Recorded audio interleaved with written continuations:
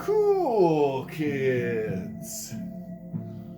In our continuing series of silver coins around the world, I wanted to share another fun-filled nation of the world with you. Yes. This one I happen to have quite a lot of silver from, if not as much as I have from Mexico, for example, as far as the Latin world goes, but probably the second highest amount of silver I have from the Latin world. In that country, I believe we left off at Norway. Yeah. So, I don't have anything from Palau. I don't have anything from Oman or Pakistan.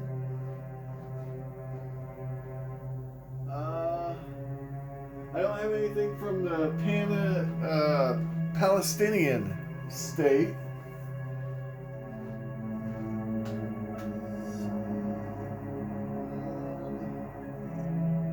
So yeah, Panama, if you guessed. Yeah, we're at Panama. So Panama actually has a lot of silver coins.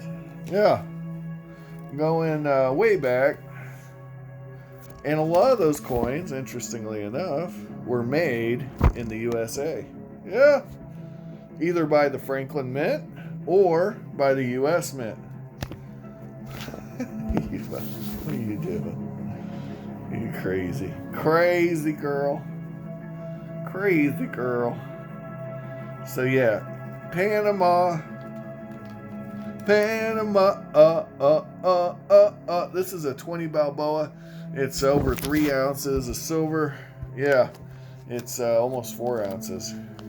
And it's big. It's a big old honking coin.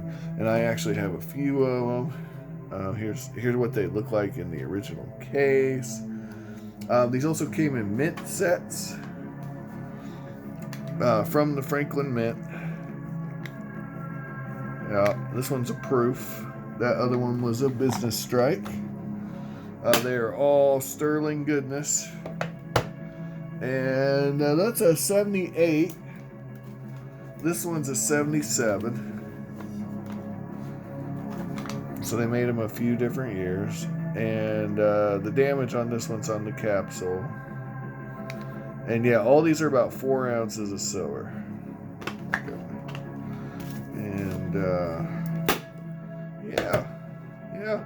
I was buying those back when silver was really high. It was over $30 an ounce, and I was getting them under melt. Since then, the price on them has spiked. You can't get one for less than $120. A lot of them go for a lot more than that. If you do find one near melt, buy it. That'd be my advice to you. Yeah, if you find one near melt, get it. On these 20 Balboas, they aren't going cheap. I haven't seen them go cheap for a while because I always want to add another one. There's a former design before this one. I actually prefer this design, but I want to get one with the Bolivar on it. I believe it's Bolivar on the coin instead of Balboa. But yeah, I don't have that one. I just have this one. These are actually rarer, if I remember right. They're all low mintage though. They all came in proof sets and such, and they weren't meant for general issue. Now I've noticed in the numismatic community, a lot of people poo-poo that stuff, but I don't know. I think they've kind of lost their dang minds a little bit, but teach their own. All right. So we'll start with I got a lot of Balboas, all the Balboas. So this is a 1932 Balboa. This is the medial Balboa, which is the exact same as our silver half dollars, our 90% silver half dollars. Here's a 47. That's a 47. Very, very cool. And you can get these under melt, but you can also get them for a little over melt.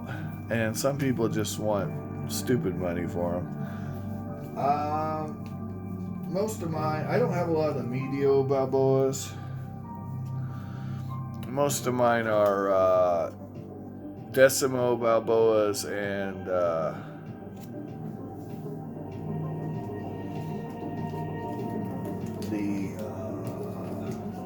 quarter Balboas. Yeah.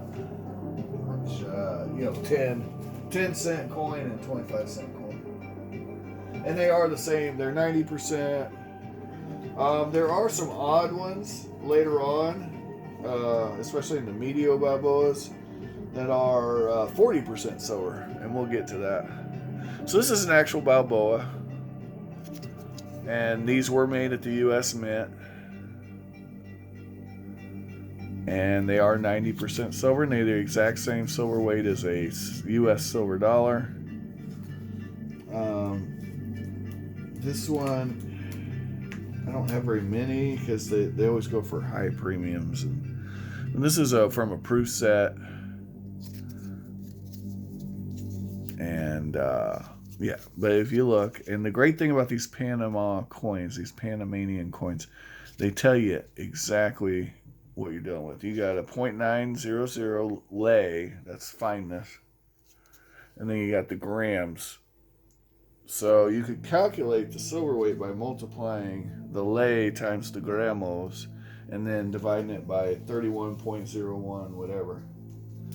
But like I said, it's the exact same silver weight as a dollar, a U.S. silver dollar. Now this is a commemorative and just over an ounce of silver here. And I did buy these back when silver was $32. This was under melt at the time I bought it. I remember being very excited when I got these under melt. I got them in a single lot. But I do have one that's still in the original packaging, but I didn't dig it out. That one I got cheap too, when silver was much more reasonably priced. So, it all works out. It's called dollar cost averaging, guys. Here's some older coins. These are the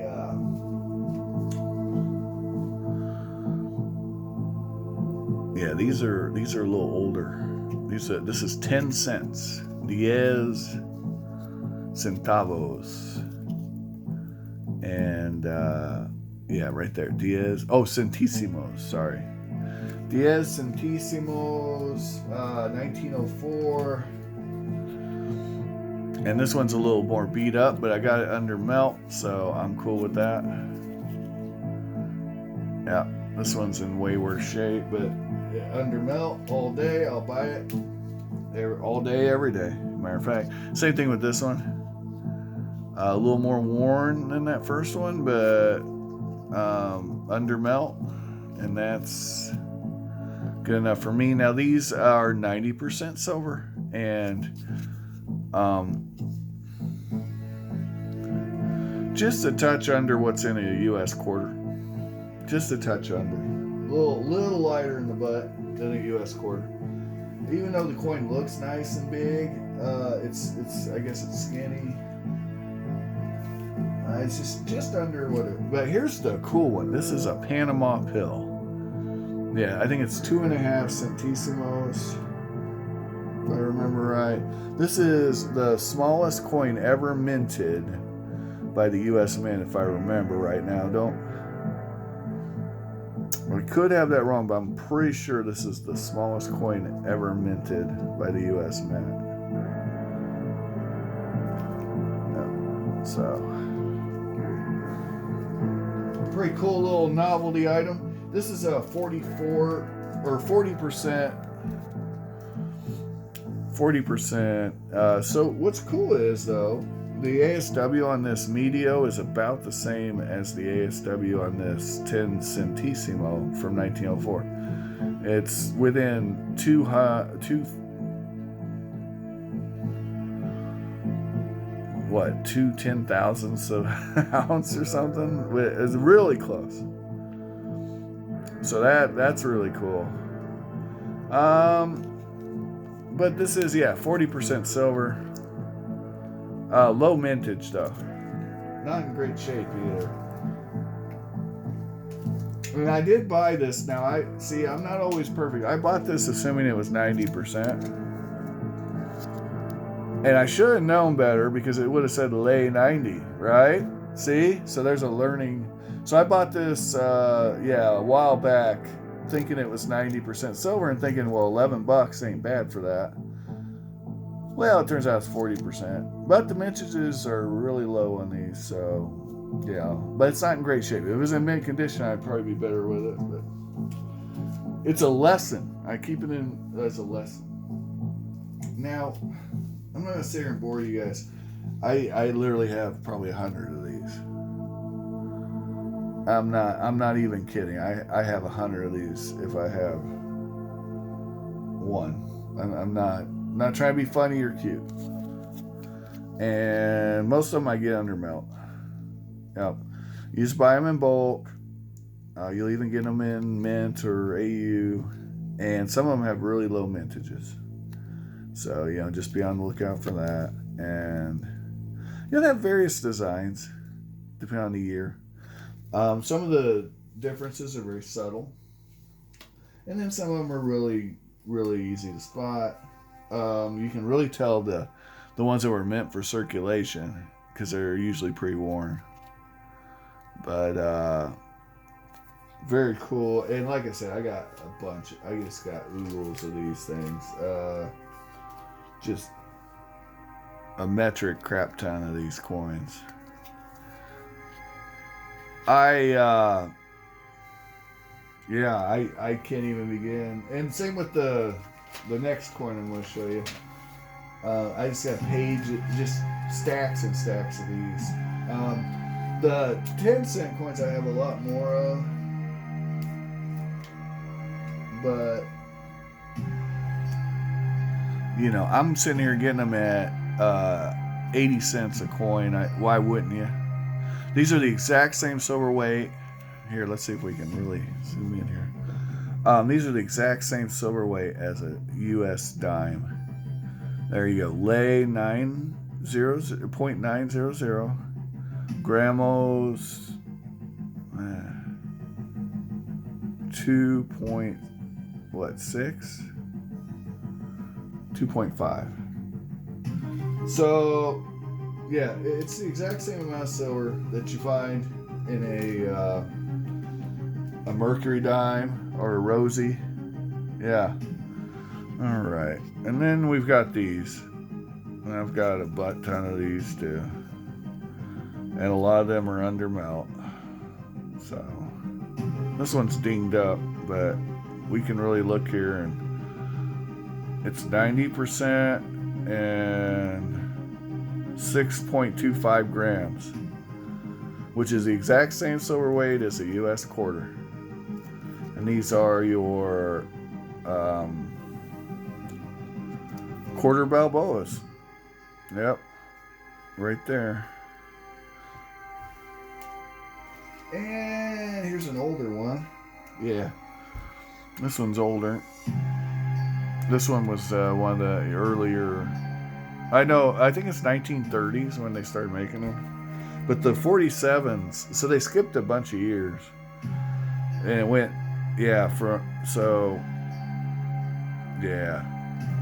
so you can tell it's been circulated. Unlike most of these have never been circulated or very lightly circulated.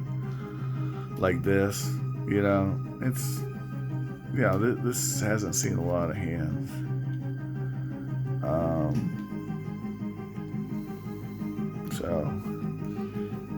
But you can always tell the older ones because they look like they've been circulated. They look like they've been used. So this one's from 1930, and the design's a little different. I bought this way back when that would have been under melt. So there you go, guys. Dollar cost averaging paying off again. And some of the mintages are really low on these. Here's a slightly different design. Yeah, there's a slightly different design, but yeah, same purity, same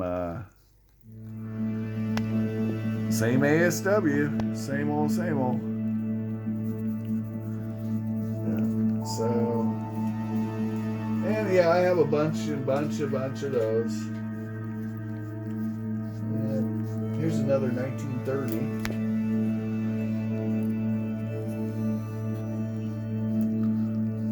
That one's definitely been circulated. And yeah, ooh, there we go. So yeah, that definitely would have been under melt when I bought it. And Eva's licking my hand, so that's why it's shaking like that. Yep. And ooh, we got another video Balboa here.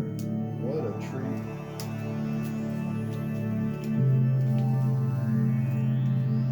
But yeah, I'm not going to sit here and show you every one of these. It'd take forever. So this one's really cool. And, you know, $10 is pretty good. 1930. So this was the first year of issue. And right about, you know, silver's dropped. But when I bought this would have been at melt or really close to melt. Yeah. But yeah, these are really cool, man. Panama. So now we get to talk about Panama.